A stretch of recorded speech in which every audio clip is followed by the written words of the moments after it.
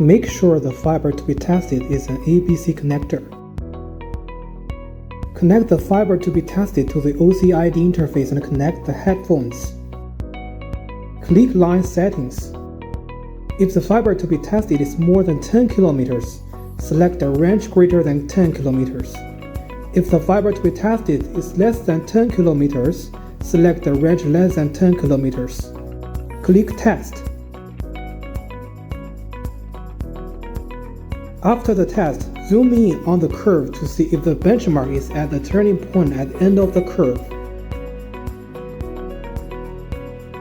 If it is not at the turning point, move the benchmark. Place the benchmark at the turning point at the end. Click OK. If the fiber to be tested is a short distance fiber, use a low level test. If the fiber to be tested is a long distance fiber, use a high level test. This time we use a long distance fiber, so we use a high level test. Click Test.